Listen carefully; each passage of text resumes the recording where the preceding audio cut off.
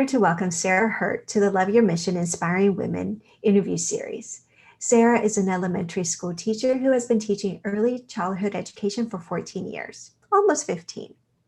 Prior to making her career change to education, she worked with the YMCA for 12 years, teaching swim lessons and working with the childcare and aquatic programs. Sarah is married with 2 kids. She and her wife have been together for 19 years. Their children are 12 and 10. She is also an active volunteer. She is her daughter's Girl Scout troop leader. She serves as the correspondence secretary for Kappa Phi with Delta Kappa Gamma International Society of Women Educators. As a family, they foster kittens for Operation Kindness. So, Sarah, thank you so much for coming on and being part of this interview series with Love Your Mission. Thank you so much. I'm so excited to see you and talk to you, and it's been an age. It has. Thank you for the invitation. Absolutely. All right. So let's get started. So what is something that you are celebrating today? Today, actually, I am celebrating switching school districts. I was in Carrollton Farmers Branch and just signed all my paperwork today for Louisville ISD. So I'm glad that I have that checked off my to-do list, and new adventures definitely for me this coming up school year. That's exciting. That's exciting. How long were you with the previous district? I was 3 years with the previous district. And then before that, I was 10 years at a charter school in South Oak Cliff. So it's, yeah. So so not used to change. Yeah. So a lot of change recently. But that's exciting. And you said something before we started recording is that now you're going to be even closer to where you work, right? Yes. It's literally down the street, to like one red light down the road kind of a thing. So like a 6-minute commute on a busy day for me, which is going to be amazing. That is going to be amazing. I think, as I mentioned earlier, is that we used to have like a 45 minutes to a 60-minute commute when I lived in Dallas, and sometimes it would just take even longer because of traffic and everything. And now my husband and we work maybe 10 minutes away, quick 10-minute walk to work, and it makes such a big difference. And how much time you gain back. You really do. Or, like I tend to kind of put that extra time in like on my students or my work at school. And so I'm able to kind of give a little bit more there, and then definitely be there for when the kids get home from school. So it's putting a lot more quality of life back into living, which is what it needs to be. So, yeah. Well, congratulations, because that is definitely something to celebrate for sure. Yay. Exactly. All right. So I was 15 when I started working. And so how old were you when you started working? I was exactly 16. Yeah. Got my license, got the job at the YMCA as a lifeguard so I could pay for my insurance on the car. And I haven't stopped since. I mean, that I guess my official job. I did babysitting and stuff at age 14. I was a mother's helper, like a grandmother's helper, and rode my bike and took care of 4 kids with her. And, so yeah, it's pretty early on. Yeah. Pretty early on. I think wasn't I already working there at the Y when you started? So yeah, you were like the camp count director or something like that. So yeah. Right. Yes. So I was around when you first started with the Y. Yeah. That's awesome. Well, good. So let's transition into that. Take us through your career journey. Well, getting the job at the Y and just being around a group of people that I thought was a really successful, amazing group of people, very influential mentors for me, lifelong friends I still have even to this day, working my way up the Y ladder. I did aquatics, and then eventually coordinator, then program director when I ended up leaving. I did need to, I guess after program coordinator, I needed to go finish my degree in college. So I had to, put the Y on hold for a while, which was hard for me because of change, and what I knew and friends and stuff, and go to UNT full time and finish up my degree. And then went back to the Y as a program director for about 2 years when I decided I really miss the kids, and it, working with teenagers is good, and, some of the adult staff is good, but I just really miss the kids. So went and did the alternate teacher certification through Region 10, and applied for schools. Actually, a school contacted me, got hired, worked at that school for about 2 years for my teacher probation year. And then just kind of kept working up. 10 years at Faith Family Academy. I started their dual language program there, which was really amazing to see that program grow over the 10 years I was there. Mentioned to you before, we moved to Carrollton for the kids, for schooling. Got a job in the Carrollton Farmers Branch ISD. So I've been there for 3 years. And then just moving even closer to the kids, schedule wise and all of that with Louisville. So I think I'm going into my 15th year of teaching, and I can't believe I'm like that old, but yeah, I'm one of the old lady teachers now. So I can't consider myself a young chicken hen anymore, or whatever you call them. So I hang out with the older ladies, which is like, I'm sure that you're still learning, and you're a role model now for the young. I am. I definitely help, teachers from last year. They were all brand new, right out of college, first year teachers. And I really kind of mentored them through, the reading program and our school and how we do things. And I made it fun for them. And I think they learned a lot. I think they kind of felt at home. They were relaxed, so they were able to be themselves. So that was nice. That's awesome. Yeah. So you said that you were working with the Y, but then you went back to school. How was that transition for you? Emotionally, it was hard, like I said, just because I'm not used to change. I've never liked change. I think we had just a lot of change growing up, with my parents divorcing, moving from a pretty, I guess, nice neighborhood to not so nice neighborhood in Dallas, that kind of stuff. So I always like to stay the same, but I realized that in order for me to start a family, buy a house, it wasn't going to happen with the hours and the salary that the Y provided. So, with the help of, my wife, Colleen, and she really pushed me to you can do this. It's not, you think it's going to be harder than it is. You got this, really pushing me to support me to go. So I would teach during the day at the school, and then I would take the night classes. Some days I would fall asleep in the night classes. I had never worked so hard in my life because, it was like, yeah, this was all before kids. So, but yeah, and then just get up and keep going and work my way through. It was a year-long process to get certified.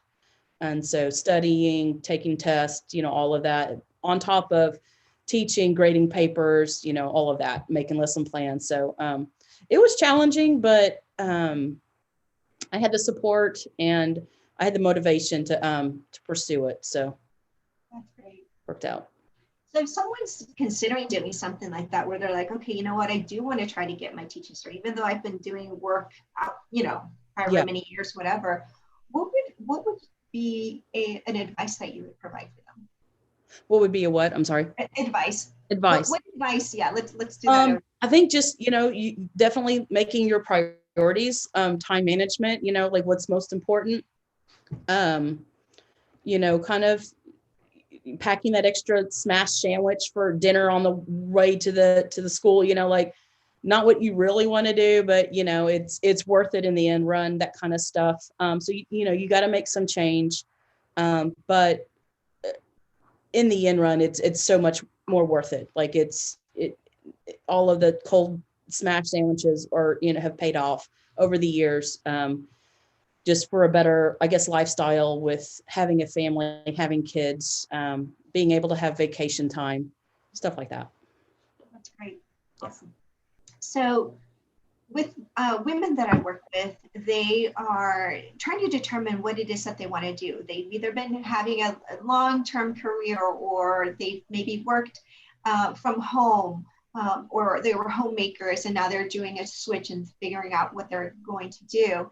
And sometimes it gets really confusing on where they want to go, but they want to find something fulfilling. Yeah. And so I clarify with vocation meaning that what is something that you use that is your unique and brilliant gift to make a contribution to other. Doesn't always necessarily tie to career, but it sometimes does. Yeah. What would you consider your vocation to be? I think working with kids, being an adult kid a lot of the time, being creative. I'm a real creative person.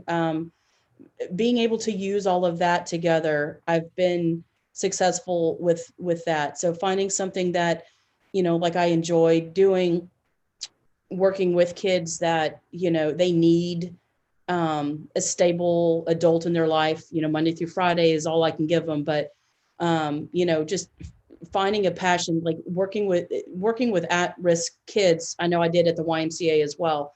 And I really enjoyed that kind of work. And so when I found what I really enjoyed, when I started teaching, I've been in, the Title I schools and stuff like that, and the really low income areas.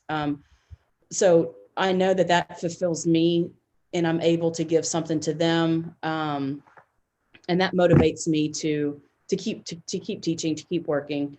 And then of course, like I throw my kind of creative into the end, as well as making them laugh and giggle and stuff like that. Like I'm not just the scary old teacher lady.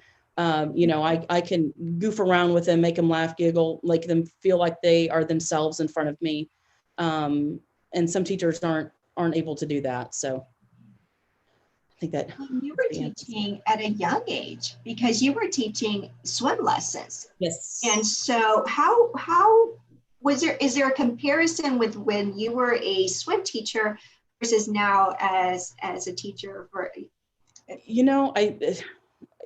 I was actually talking to my mom about this a couple days back. And she said, I remember, you coming home crying those first couple days of teaching, but you would always say whenever things got stressful, you'd sing a YMCA song or something to get those kids back, bring them back, focused. And I don't remember that, but I guess I did. But it's some of the same, I still, got to keep my eyes on the kids like I would in the pool. I do it in the classroom. So I've got like that lifeguarding eye, even in the classroom. And they're like, dang, how did you see that, miss? I'm like, y'all don't know, if you only knew what I can, what I,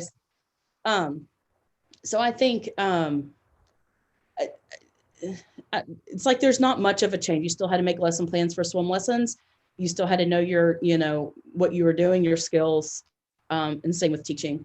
So I think prepping me with swim lessons and coaching and all of that, like it really made the transition into actual teaching, educational teaching a lot easier. Yeah. That's great. Well, and you probably had so much more things that you could pull from your experiences at the Y that you could use, like you said, singing or doing something, and you're knowing when to move them to, okay, we got to change whatever we're doing now. Yeah. Or just noticing like, okay, little Johnny at the end of the line over there, he's getting real anxious on the side of the pool. I need to, come back to him real quick, or, and same in the class. I see, Johnny over here, he's getting a little anxious in his seat. I need to figure out, like, let me pull something real quick to get his interest back into his activity. So, I think that skill has been a lifelong, and it's gone through many different, areas, even with my own kids at home. So it's helped out in a lot of ways. Before we continue with the interview, I wanted to make sure that you know that I am here to help you if you find yourself at a crossroads and need support to determine your next path. I invite you to get your free career upgrade audit. I will provide you with a personalized and comprehensive report to help you get clarity on where you are and where you want to go. Additional information below. Make sure to like and subscribe. And so now let's go back to the interview. So, and maybe this is maybe part of what you already said earlier, but all of us have what I call our special fairy dust, our individualism. How do you express your individualism in whatever you do? I bring a lot of humor to the team I'm working with or the school I'm working with. I've always been told that, I can make any group of people laugh. And I feel like that's a little bit of my fairy dust, just bringing humor, lightheartedness to maybe a serious situation. Sometimes everyone's freaking out, they want to cry, but if I can make them laugh, I feel like they go home a little bit happier. So I think that's like what I do. Then again, a little creativity. We're stressing out about not having a certain material. I find a way to like tweak it. Well, hey, we can do this instead. And I was like, oh my God, you saved the day with that. Like I would have never thought that. So I think that's like my fairy dust I bring to the teams I work with. Now, thinking back with, you mentioned your mom, because that's who you grew up with. Is that correct? Yes. Yeah. Okay. Is there something that you have learned from her or taken from her, positive or negative, as it relates to your career choices or the way you are in your career? I definitely think so. I think it's both positive and negative. She's also a teacher, and has taught in the college since the early or mid 70s. So I think, finding that career, staying with it is something that I've gotten from her. Everyone in my family has had careers over a long span of time, which I feel like is a good thing in a way. And then nowadays it's not necessarily such a good thing because everything is so changing. I know my wife always tells me, like, you're odd because you're only, you're one of thousands of people that is not going to change their career like 15, 16 times in their lifetime, so I think it's good. I think it's bad. Just that work ethic of stick with it. Even if it's hard, you keep going. You don't give up, that kind of stuff. She's definitely taught me that, which I think again can be good and or bad, just depending on the day. Well, it also fits though your personality, because you mentioned earlier that you don't like change a lot. Right. True. And I think that might be, I know my mom does not like change a lot either. So I think just staying with what staying with what you're good at, perfecting your craft. But even just just hard work. Just you always strive to be a better teacher every day. Like you don't coast. It's not worth it. So yeah.